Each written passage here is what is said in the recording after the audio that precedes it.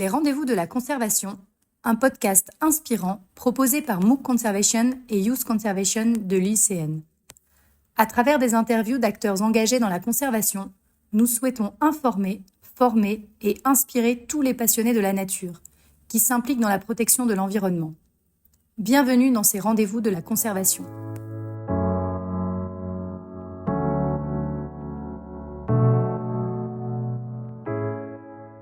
Bienvenue dans ce nouvel épisode des Rendez-vous de la conservation, le podcast qui donne la parole à celles et ceux qui œuvrent chaque jour pour la protection de la nature en Afrique et au-delà. Aujourd'hui, nous vous emmenons à Madagascar, île emblématique de biodiversité, pour rencontrer Josia Razanfindramanana, environnementaliste, spécialiste en écologie appliquée et cofondatrice de l'ONG Impact Madagascar. Depuis plus de 10 ans, Josia développe des programmes de recherche et de conservation, comme le projet Sifaka Conservation, lancé en 2011 pour protéger les populations fragmentées de lémurs couronnés. À travers l'ONG Impact Madagascar, elle milite pour une approche intégrée, reliée protection de la biodiversité et développement des communautés locales, dans un pays où les défis sont nombreux, déforestation, pauvreté, accès à l'éducation, pollution. Dans cet épisode, nous allons parler avec Josia de son parcours, de la manière dont Impact Madagascar agit sur le terrain, de la mobilisation des jeunes, des programmes de reforestation, de recyclage et de cette idée essentielle, il n'y a pas de conservation sans les communautés. Bonne écoute. Bonjour Josia, je vais vous laisser tout de suite la parole avec une première question. Est-ce que vous pouvez nous parler, s'il vous plaît, de votre parcours personnel et de ce qui vous a poussé à vous engager pour la conservation à Madagascar? Bonjour Hélène. Je suis ravie d'être invitée à votre podcast. Moi, je suis Josia Razafnjamanen, comme vous l'avez dit. Je suis primatologue conservationniste. J'ai fait mon doctorat en Angleterre, en Oxford Brookes, durant lequel j'ai travaillé beaucoup sur les espèces de lémuriens qui sont sympatriques au sud de Madagascar.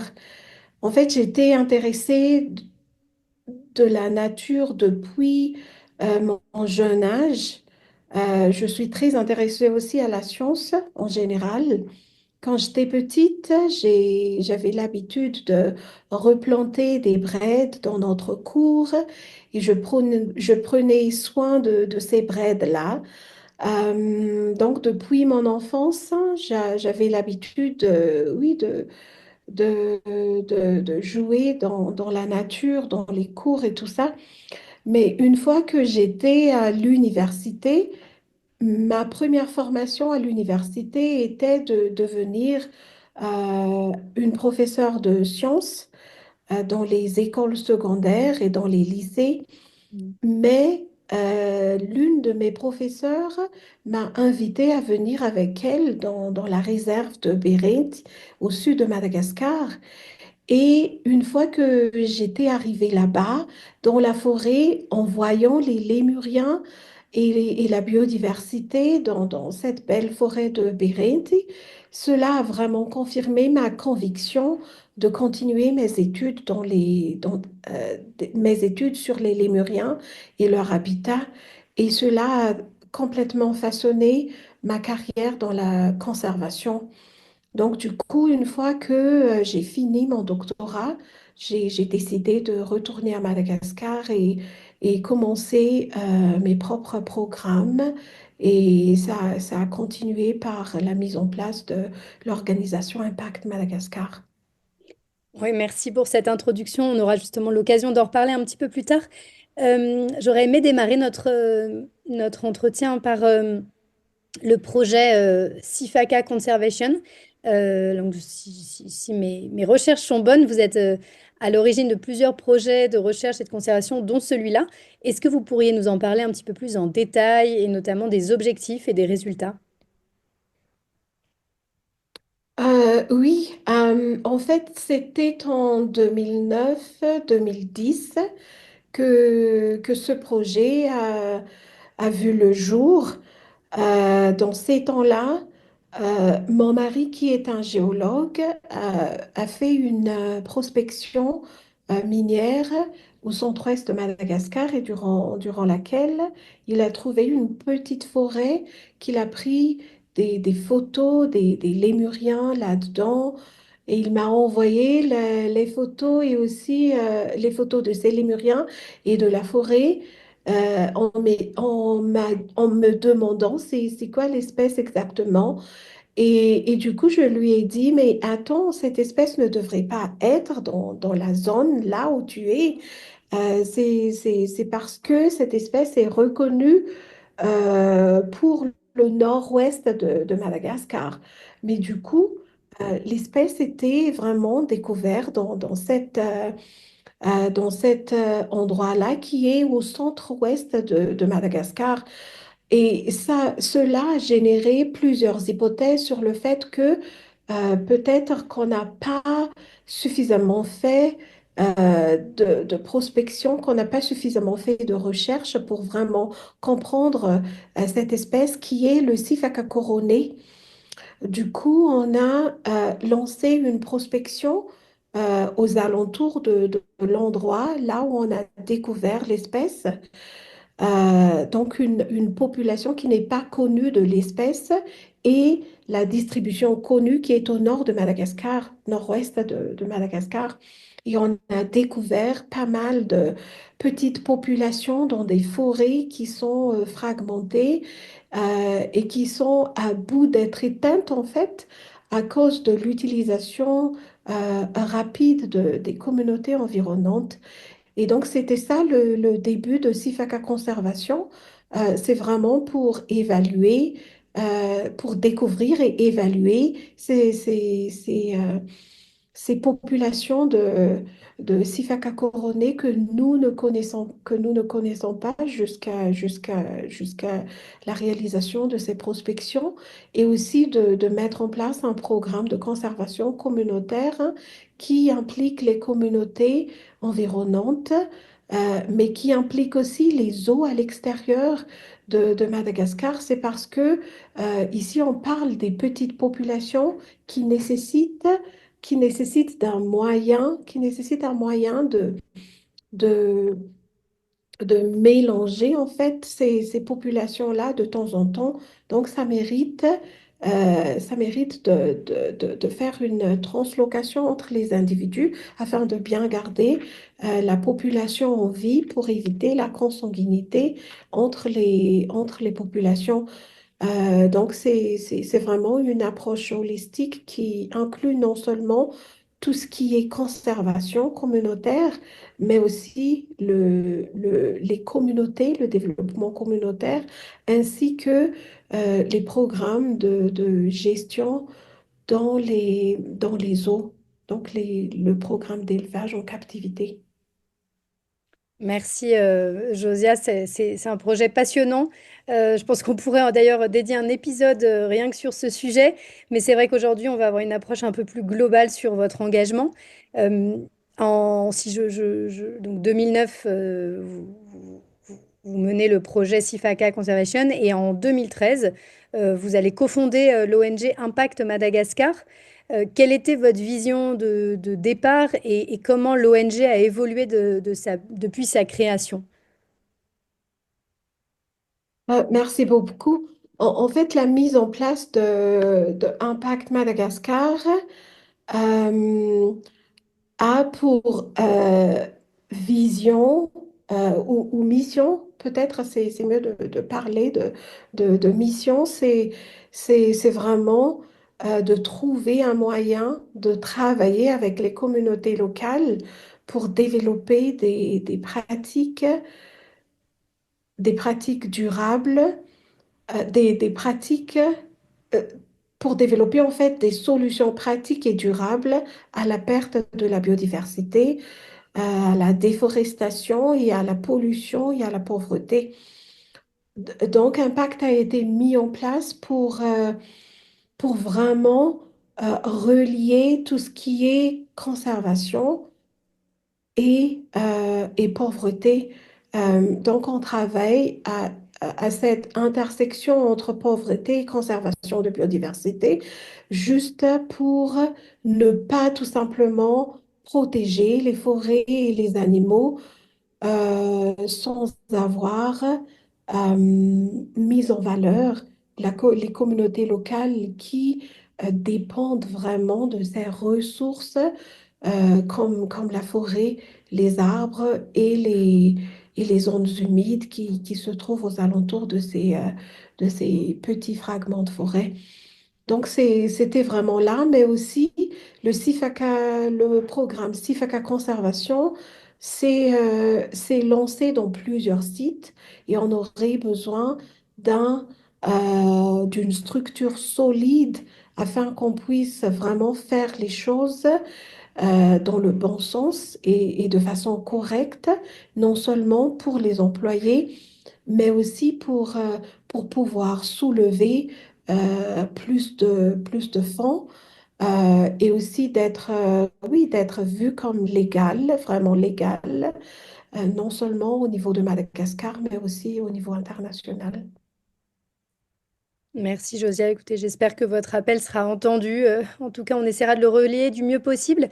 Euh, En vous entendant parler, j'aimerais qu'on creuse le sujet de l'implication des communautés locales parce que c'est vraiment ça, enfin, c'est au cœur de votre approche. Euh, Comment, à travers Impact MADA, vous travaillez avec les communautés et comment elles réagissent aux projets que vous proposez? Ça peut être aussi l'occasion que vous nous parliez un peu des principaux projets menés en ce moment sur le terrain et voilà, du rôle enfin, de l'implication des communautés qui est clé, comme vous l'avez dit, à la fois dans la préservation de la biodiversité, mais pour qu'il y ait un développement durable. Oui, euh, chez Impact Madagascar, on a deux grands objectifs. Euh, deux des quatre grands objectifs stratégiques qu'on a, c'est un, de maintenir l'intégrité de l'écosystème par le biais de la surveillance, le contrôle de l'habitat ainsi que des programmes de restauration écologique avec les communautés locales. Donc là, ça déjà, ça vous donne une idée de ce qu'on fait dans tout ce qui est conservation. Donc l'idée, c'est de garder ou bien améliorer cette intégrité de l'écosystème. Donc du coup, on a pas mal de travail sur les patrouilles communautaires, les patrouilles conjointes qu'on fait avec les représentants des ministères de l'environnement au niveau régional. Donc, il y a de la reforestation avec les communautés, mais il y a aussi la restauration écologique en termes de aider la forêt à maintenir son intégrité écologique. L'autre chose qu'on fait aussi, c'est le plan d'aménagement et de gestion avec les communautés et dans lequel on a des zonages clairs qu'on établisse avec les communautés, qu'on établisse avec les communautés mêmes. Et c'est vraiment à eux de définir quelles sont les différentes zones et où se trouvent ces différentes zones. Quand je parle de zonage, les zones que nous sommes en train de mettre en place avec les communautés sont les zones de conservation strictes. Donc, ces zones-là sont des zones interdites à entrer par les communautés ou à collecter des arbres et tout ça. Il y a une zone d'occupation contrôlée. Donc, c'est là que les communautés arrivent à prendre, couper quelques arbres avec un quota très clair qu'on a défini ensemble aussi pour chaque demande venant des communautés. Donc, c'est une zone d'occupation ou d'utilisation contrôlée. Et on a une zone de reboisement ou reforestation. Donc, c'est une zone là où on essaie d'apporter plus de sources d'arbres, non seulement pour la forêt, mais aussi hein, pour les communautés mêmes. Et on n'oublie pas la zone d'habitation communautaire. Donc, c'est la zone là où les communautés habitent. Du coup, au moins ces quatre zones-là sont présentes dans le plan de gestion et d'aménagement qu'on établisse avec les communautés. Et on essaie de suivre l'exploitation de ces zones et l'utilisation de ces zones de temps en temps. On évalue même le respect de ces zonages-là en collaboration avec la direction régionale du ministère de l'Environnement et du Développement durable. Donc là, c'est un exemple d'activité de conservation qu'on fait sur place. À part cela, on a aussi un deuxième objectif stratégique que je vais énoncer maintenant, qui est améliorer les aspects sociaux, économiques et culturels des communautés vivant dans et autour de nos sites d'intervention. Donc cet objectif stratégique-là est un peu large. Ça inclut non seulement l'aspect socio-économique, mais aussi l'aspect culturel au niveau des communautés et donc tout ce qui est activité de développement économique est inclus dans ce volet-là. On a une grande partie de nos financements qui va directement dans tout ce qui est appui des communautés en termes de revenus, donc activités génératrices de revenus, mais aussi on a pas mal d'activités de construction communautaire comme les écoles, le marché local, les barrages, système d'irrigation. Tout ça, c'est pour vraiment apporter plus de développement au niveau de la communauté, comme quoi la pauvreté soit, pour que la pauvreté soit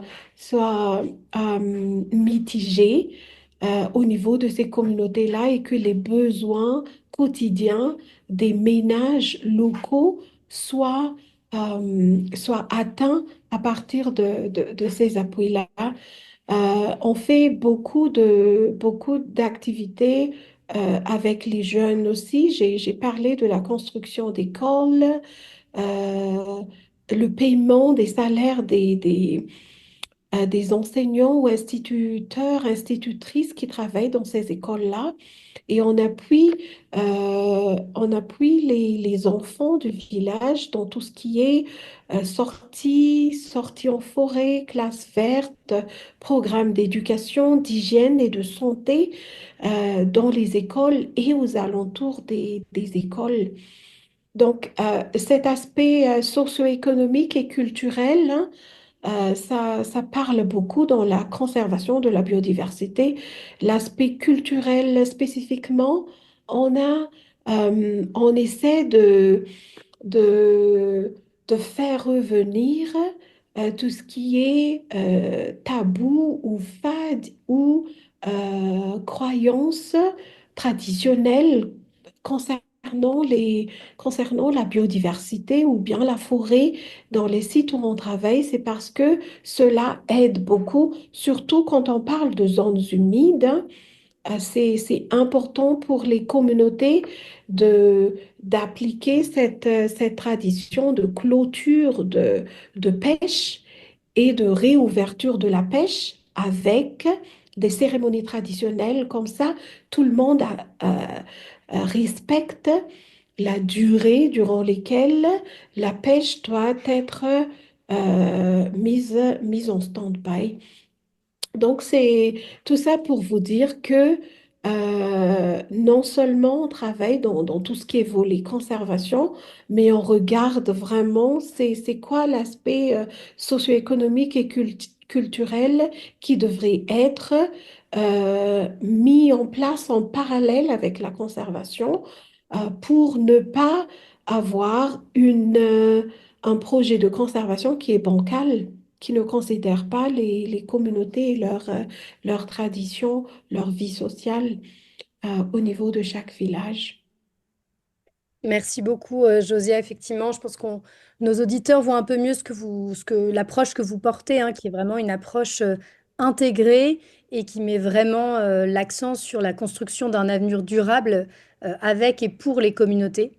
Euh, je vous écoutais et j'entendais un sujet qui nous tient à cœur et c'est aussi pour ça qu'on s'est rencontrés et qu'on a eu connaissance d'Impact MADA. C'est celui de l'éducation environnementale qui est aussi un axe fort chez Impact MADA.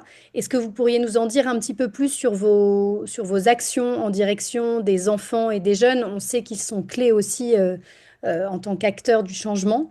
Euh, Comment vous voyez aujourd'hui l'engagement des jeunes malgaches face aux nombreux enjeux de la biodiversité et du climat? Est-ce qu'il y a une prise de conscience? Est-ce que les mentalités évoluent? Est-ce que les comportements changent? Euh, En fait, l'éducation hein, vers le changement de comportement, c'est un travail qui n'est pas facile et qui n'est pas de courte durée. C'est un travail à longue haleine, si on peut dire ça. Et actuellement, si je me réfère hein, au au site d'intervention, là où Impact Madagascar travaille, donc dans des endroits reculés, loin de la ville, je trouve bien qu'il y a un fort engagement des jeunes et surtout des enfants moins de 15 ans dans tout ce qui est activité environnementale. Donc, quand je parle de ça, c'est parce que on travaille beaucoup dans tout ce qui est reboisement avec les enfants, avec les jeunes. On a aussi pas mal de sessions sur tout ce qui est biodiversité et aussi conservation appliquée. Donc, le fait que les jeunes sont emmenés dans la forêt pour prendre quelques données écologiques, biologiques, quelques données de climat, mais aussi le fait que les jeunes sont formés dans tout ce qui est comment faire des potagers biologiques, des jardins potagers, non seulement au sein de l'école, mais aussi chez eux, dans leur ménage. Donc tout ça, c'est vraiment pour accroître cet engagement qui est déjà présent, mais qui mérite d'être poussé et d'être maintenu au fil des temps. Donc c'est ça l'enjeu pour nous dans le monde de la conservation. L'éducation, c'est pas seulement quelque chose qui est de one-off, donc une chose qui arrive et qui part après, mais ça devrait être maintenu pendant oui, pendant un certain temps pour assurer l'assimilation et le changement de comportement des jeunes. Et en ce qui concerne la prise de conscience, hein, euh, c'est vraiment dans les aspects pratiques hein, que les jeunes trouvent la compréhension et vraiment l'assimilation ou la prise de conscience dans tout ce qu'ils devraient faire hein, dans leur futur.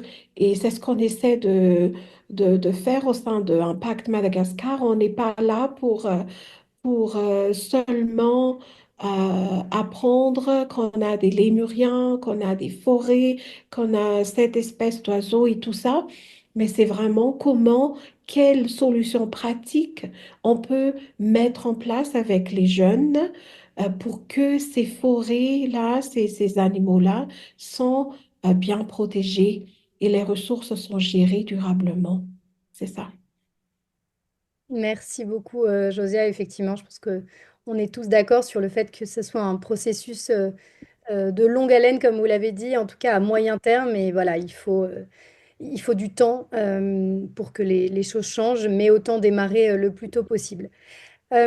Josia, C'est vrai. Deux dernières questions. Je pense que nos auditeurs le savent, mais comme beaucoup d'autres pays en Afrique, Madagascar fait aujourd'hui face à des défis environnementaux immenses. Selon vous, quelles sont les priorités absolues pour les années à venir pour préserver la biodiversité? Pour moi, je trouve que l'engagement des communautés est une des priorités.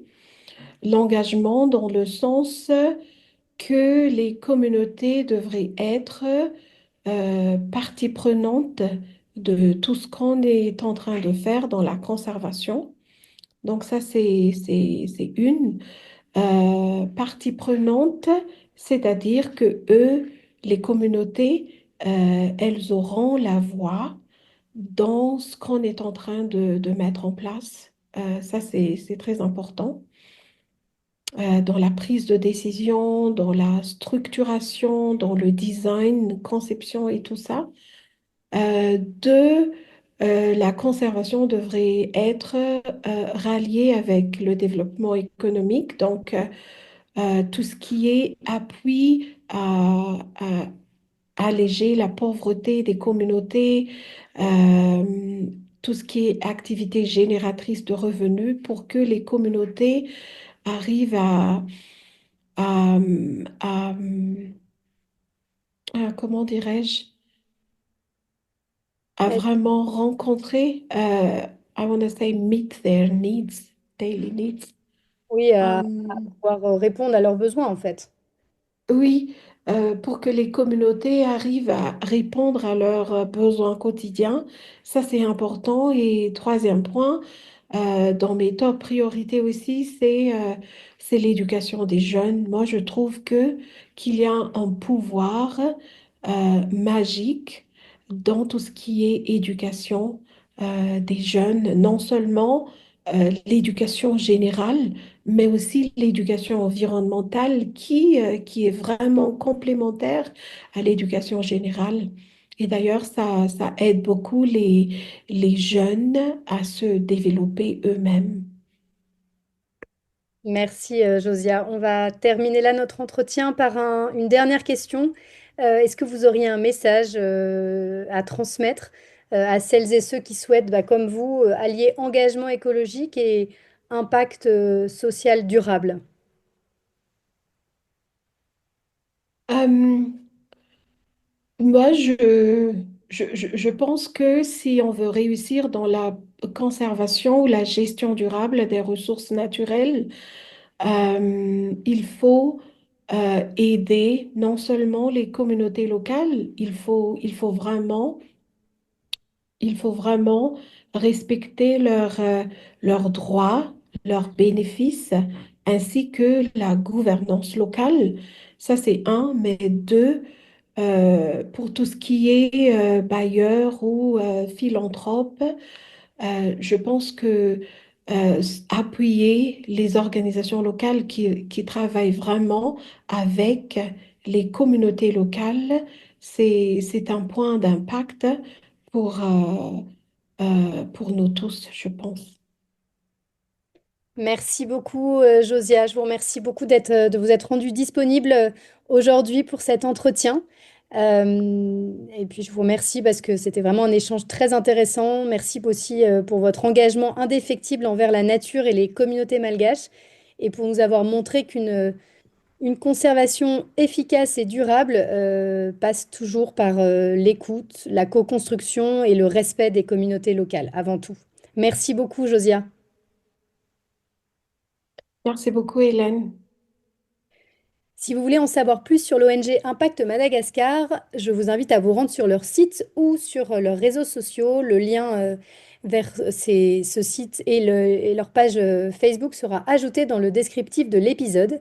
Et si cet épisode vous a inspiré, n'hésitez pas à le partager autour de vous, à suivre le podcast Les Rendez-vous de la Conservation et à continuer de soutenir celles et ceux qui bâtissent un avenir plus durable. À très bientôt pour un nouvel épisode.